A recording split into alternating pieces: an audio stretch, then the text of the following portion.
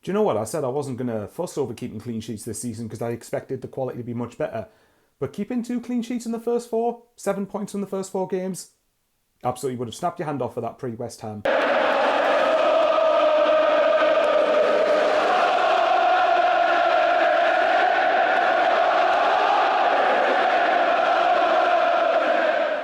Watching the end of that was very, very stressful because I was always having kind of the typical, and I know I say pessimism isn't always the same as realism, but I was thinking to myself, oh, here we go, it's going to get a lucky bounce, it's going to deflect in, whatever way happens. But no, it didn't. Sunderland held very firm and for me got a very deserved point out of Selhurst Park. I think that, look, obviously Crystal Palace had the better chances. There was 2 great ones I remember. I think there was one where, I don't know if it was Mateta in the first half, but it was one where they made 1-2 passes, and you can see why Palace prefer not to have the ball on occasions, where they put the ball through our defence, and the striker, the lad who's one-on-one with Roefs, shoots wide. We got probably quite lucky there. But again, away from home in the Premier League, we are going to have to ride our luck on certain occasions. But then in the second half, there was one where I think they had a shot that Roofs saved, which then came back out, and another shot came in, and Roofs tipped it away for a corner. Obviously, there was talk about Isidore conceding a penalty, but thankfully that wasn't given with VAR. Obviously, Sunderland's best chance for me was the one for Talby in the first half, where Adingra basically got through their fullbacks, put the ball across the box, and it kind of bounces towards Talby. I think it might have been Gahey or Mitchell or whoever it was, heads it out to Talby rather, and obviously he shoots kind of, and it's blocked very, very quickly. But that's the level of the Premier League. We have to get probably accustomed to that. No, did we do a lot going forward? No, we didn't really for me. But at the same time, let's be fair and be respectful to Crystal Palace here. Like, you know, these guys won the FA Cup for a reason. They are in the Europa Conference League for a reason. They are a really, really good side. I know they've lost Eze, for example, this summer, but they've still got, the Gahey, they've got Mitchell, they've got Mateta up front, who's an absolute monster. This was by far probably the toughest test we've had so far since coming back into the Premier League, and I think we stood firm really, really well. A couple of times I would have liked our on the ball decisions to be a bit better, but at the same time, as I've said, we did. I think apart from Talby, we didn't really create massive clear-cut chances from what I can remember. But again, with respect to Palace, I didn't expect us to. I expected us to be under the cosh for a lot of it. And obviously, the likes of Gertruda coming on, Brobby coming on as well, I thought both of them did play their part in helping us get that point and clean sheet. And again, it's just massive for us. It was a very solid away point. And I think the big thing for us was to make sure we came back to the Stadium of Light with something. Now, Villa, for example, next weekend is not going to be easy. No game in the Premier League is easy. But what we've got to get into the habit of doing, in my opinion, even if the games aren't pretty, because today's wasn't a classic by any means, but from a Sunderland point of view, what you've got to be getting in the habit of doing, keep getting points on the board, keep them ticking over. And the good thing is that Wolves lost today, so we're 7 points ahead of Wolves. Again, long way to go, of course. There's still 34 games left.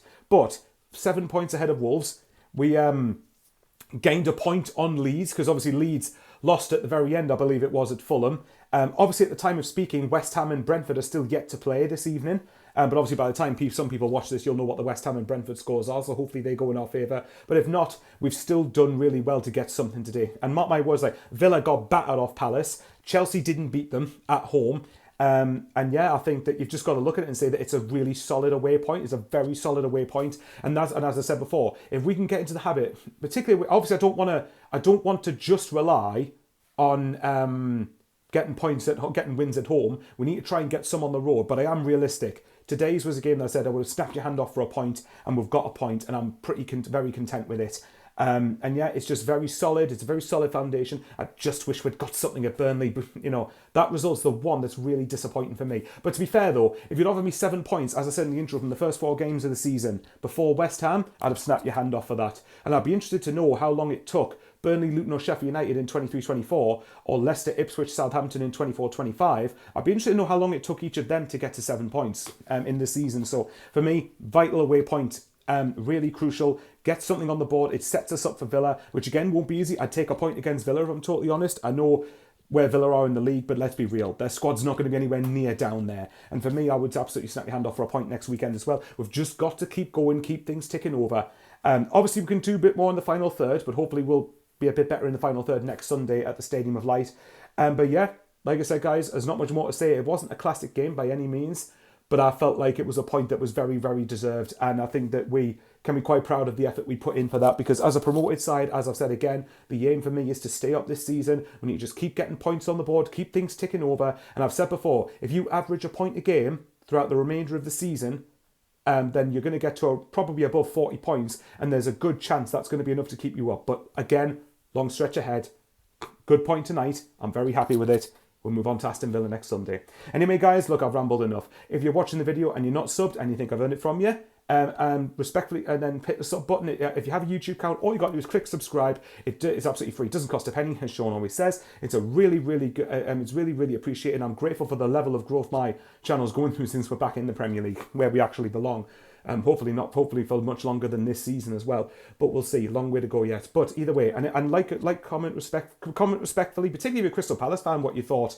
And yeah, share the video around. Be much appreciated. And yeah. Whew, I can breathe now. Stay safe, everyone. And as always, how are the lads?